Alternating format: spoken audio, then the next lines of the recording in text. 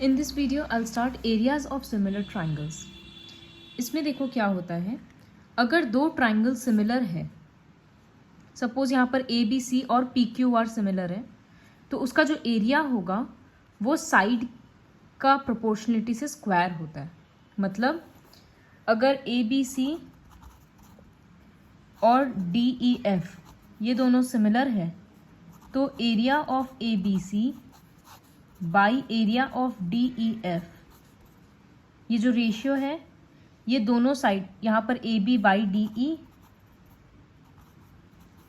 का स्क्वायर से इक्वल होगा. उसी तरह से कोई दूसरा साइड ले सकता है, suppose B C by E F, तो B C by E F का स्क्वायर से इक्वल होगा. और या third side A C by D F. तो इसको स्टेटमेंट में बोलेंगे the ratio of the areas of two similar triangles is equal to the ratio of their is equal to the square of the ratio of their corresponding sides. Triangle similar है तो area square के बराबर होता है. किसका square? Sides का ratio. इसका जो पूरा प्रूफ है वो करने का ज़रूरत नहीं है, वो प्रूफ यहाँ एक्सप्लेन किया हुआ है. बस ये ध्यान में रखना है जो अभी हम लिखें. इसके बेसिस पे कुछ सम स्टार्ट करते हैं एक्सरसाइज 6.4 का. तो फर्स्ट सम काफ़ी इजी है. ट्राइंगल को ऑलरेडी सिमिलर बोल दिया है, दोनों ट्राइंगल का एरिया दे दिया और एक साइड दिया है, दूसरा साइड निकालना है. तो सबसे पहले लिखेंगे triangle A B C similar to D E F, given है ये. तो दोनों का डिवाइड करेंगे, अगर रेशियो निकालेंगे तो यहाँ पर हमको बी सी निकालना है ना. तो ट्राइंगल का नेमिंग के अकॉर्डिंग यहाँ बी सी लेंगे तो नीचे में ई एफ लेना होगा. तो वही लिखे हैं कि area of A B C by D E F equals to B C by E F का होल स्क्वायर. एरिया 64 दिया और 121 दिया, वो लिख दिए. बी सी पता नहीं और B C by E F लिखा. तो यहाँ B C by E F करेंगे अगर, तो ये स्क्वायर हटाने के लिए यहाँ रूट ओवर लग जाएगा. इसमें रूट ओवर का आंसर आएगा 8/11 और ई एफ के बदले 15.4 दिया था तो वो लिख दिया. अब बी सी कितना होगा? 15.4 ऊपर जाएगा, ये कट गया 1.4, मल्टीप्लाई होकर आ गया 11.2 सेंटीमीटर. ये बी सी का आंसर निकल गया. इसके बाद सेकंड क्वेश्चन. सेकंड क्वेश्चन में बोला है कि ए बी सी डी एक ट्रेपीजियम है जहाँ पर एक साइड पैरेलल है और डायगोनल्स ओ पे इंटरसेक्ट करता है. अगर ए बी इक्वल्स टू 2CD है तो ए ओ बी और सी ओ डी जो ट्राइंगल है, ए ओ बी ये वाला, सी ओ डी ये वाला, इन दोनों का एरिया का रेशियो निकालना है. तो एरिया है, इसका मतलब सबसे पहले दोनों ट्राइंगल को कॉन्ग्रुएंट करेंगे, सॉरी सिमिलर प्रूव करेंगे. सिमिलर ऑलरेडी पता है, ये वाला एंगल इससे इक्वल होगा, ऑल्टरनेट इंटीरियर एंगल, और ये वाला इससे इक्वल होगा. ऊपर नीचे भी इक्वल ले सकते हैं, वर्टिकली अपोजिट, लेकिन हम डबल ए से सिमिलर प्रूव कर देंगे. तो लिखें सबसे पहले in triangle A O B and C O D, O A B equals to O C D, ये रहा, और O B A equals to O D C, ये रहा. रीजन है ऑल्टरनेट इंटीरियर एंगल्स. तो दोनों ट्राइंगल डबल ए से similar हो गया. अब एरिया लिख रहे हैं इस तरह से, area of A O B by area of C O D. MCQ में हमेशा ध्यान रखना कि रेशियो में एरिया किसका लिखने पहले बोला है. यहाँ A O B and C O D है तो उसका एरिया ऊपर रहेगा. अब रेशियो निकालना है तो साइड कौन सा लेंगे. तो ऑब्वियसली यहाँ हम लोगों को ए बी इक्वल्स टू 2CD का रिलेशन पता है. तो यहाँ से ए बी और ये आ रहा है पहला तीसरा letter C D, A B by C D square. फिर ए बी के बदले लिखेंगे 2CD, सी डी कट गया, 2/1 उसका स्क्वायर आया 4:1. तो यही आंसर होगा. काफ़ी सिंपल क्वेश्चन है. फिर थर्ड क्वेश्चन, ये थोड़ा सा डिफरेंट है. देखो यहाँ नेमिंग भी थोड़ा डिफरेंट है. हर बार हम लोग ए बी ऐसे लिखते हैं, यहाँ पर इस बार ए बी और सी डी ऐसे लिखा हुआ है. तो इस तरह से जो दिख रहा है वो इंटरसेक्ट कर रहा है डायगोनल अब यहाँ पर किसका रेशियो निकालना है? Area of A B C, मतलब ये ऊपर वाला ट्राइंगल, और डी बी सी नीचे वाला ट्राइंगल, इसका रेशियो कुछ इस तरह से दिखाना है।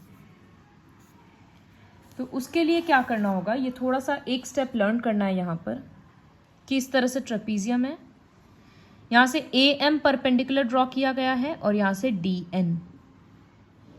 तो हम सबसे पहला लाइन लिखें, draw A M perpendicular to B C and D N perpendicular to B C.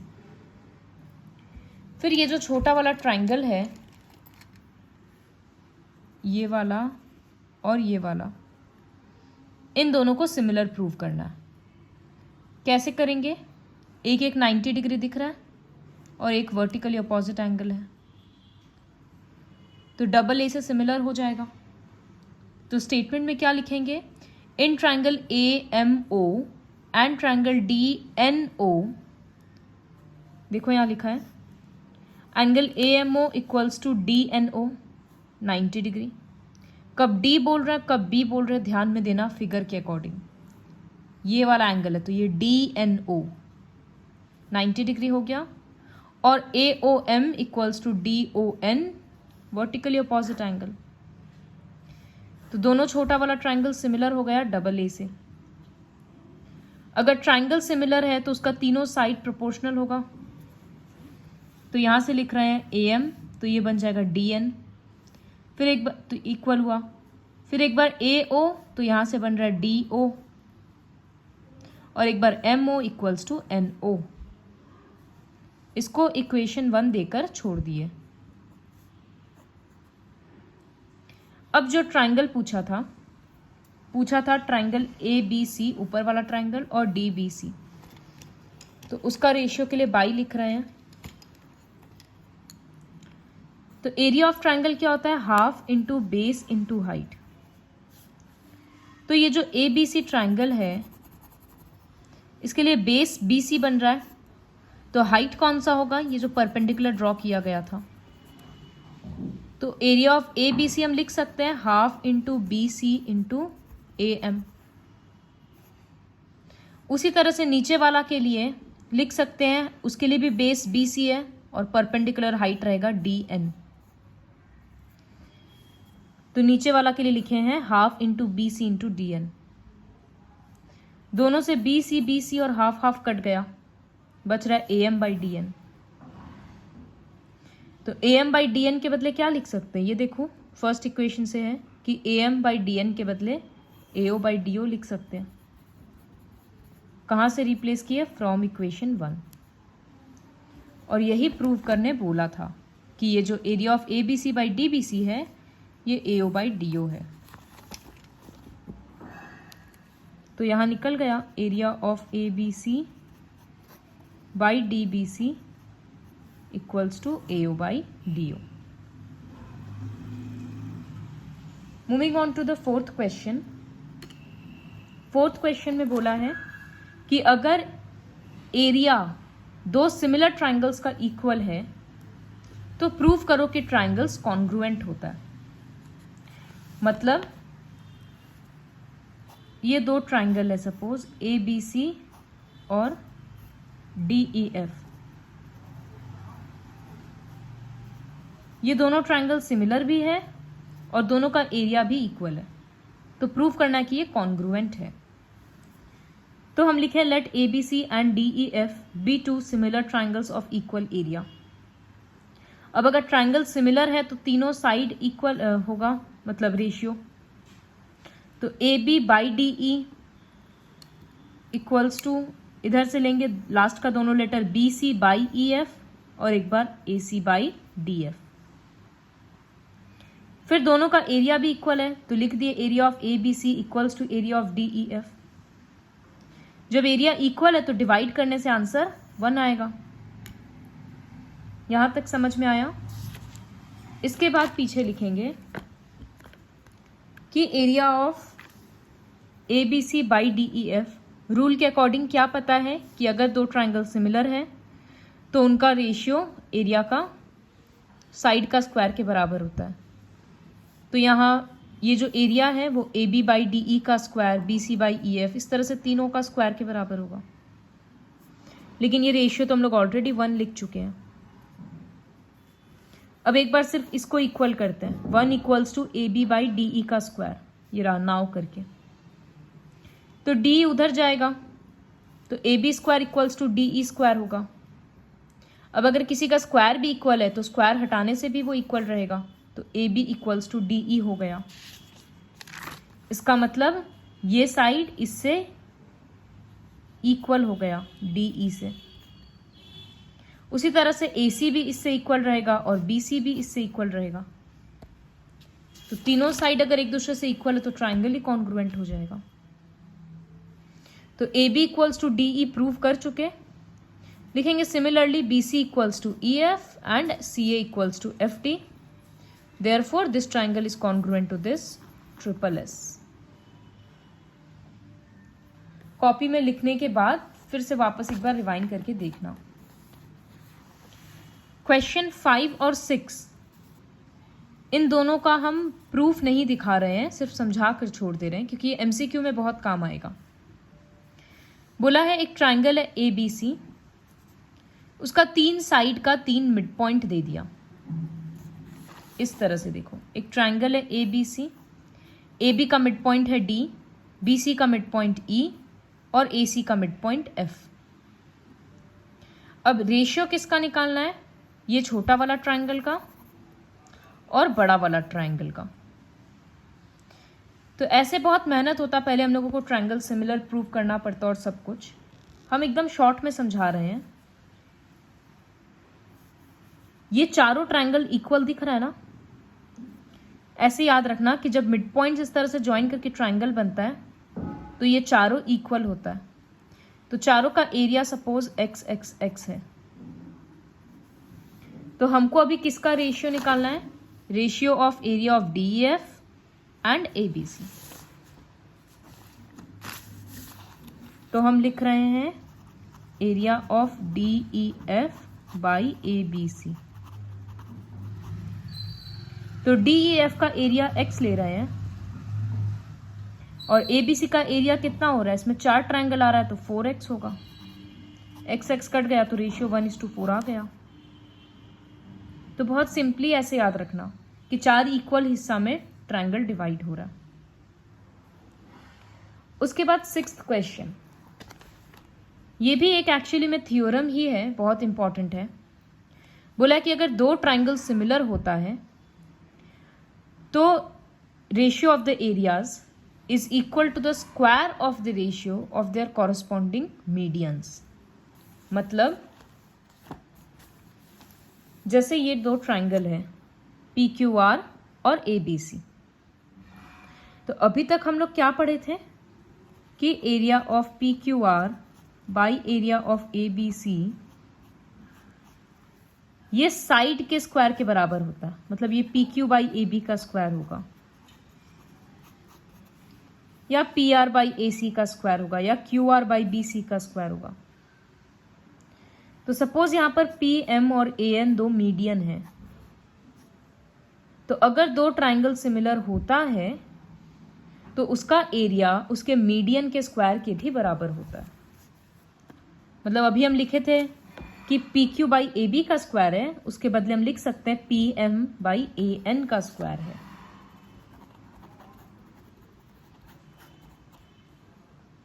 तो याद क्या रखना है कि area of triangle is equal, ratio of area of triangle is equal to the square of the ratio of medians.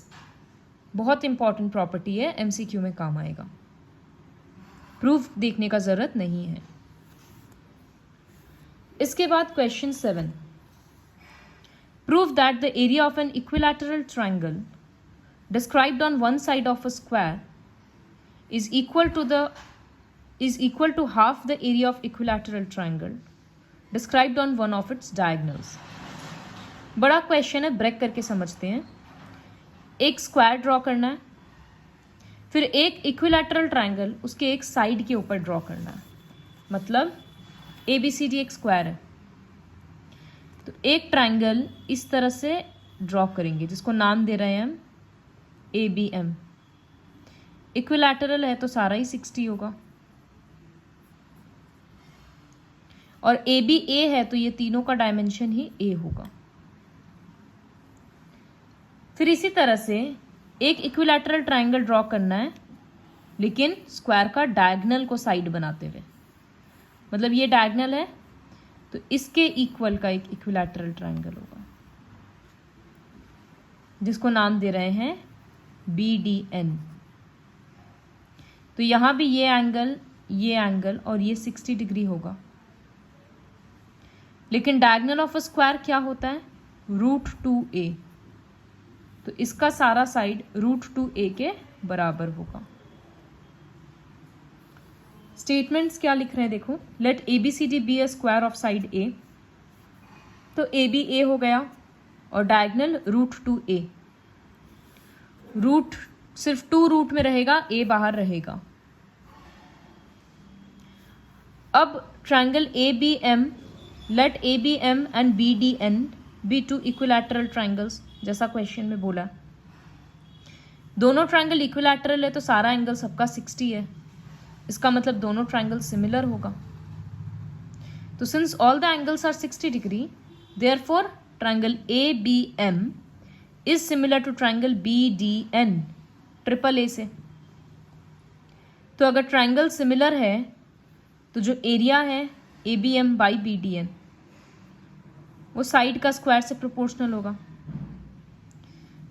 तो यहां पर ले रहे हैं AB का स्क्वायर और नीचे में होगा BD का स्क्वायर। AB क्या है? स्क्वायर का साइड है तो A लिख दिए, और BD डायगोनल था तो √2a लिख दिए। एक ही में इस तरह से स्क्वायर दे दिया। A और A कट गया तो ये 1/√2 का स्क्वायर बचा, जो कि हाफ आ रहा है।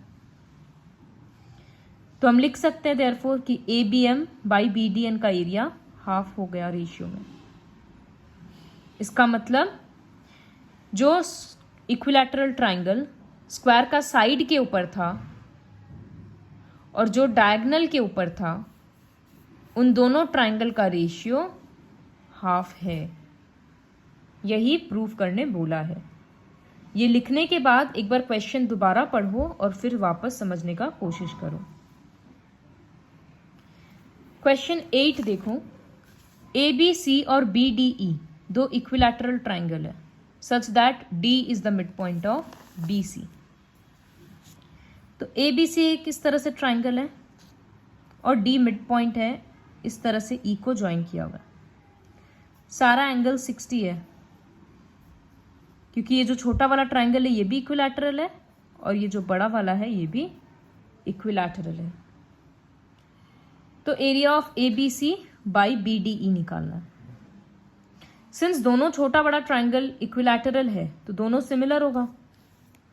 तो हम वो लाइन लिख देना कि since both the triangles are equilateral therefore they are similar.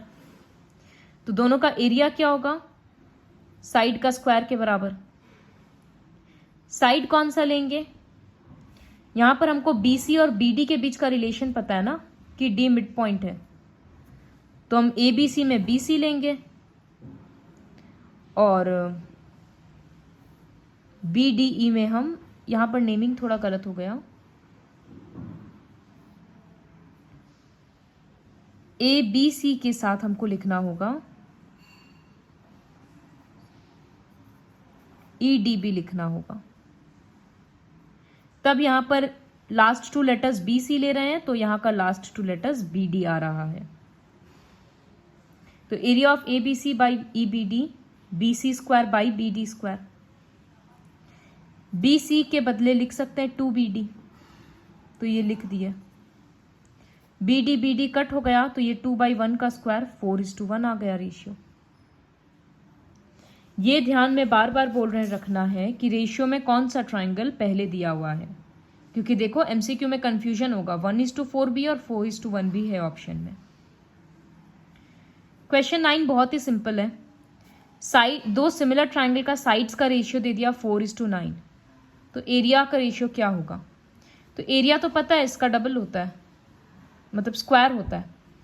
तो 4 के बदले 16, 9 के बदले 81, ऑप्शन डी होगा 16:81। So complete exercise 6.4 with the help of this video.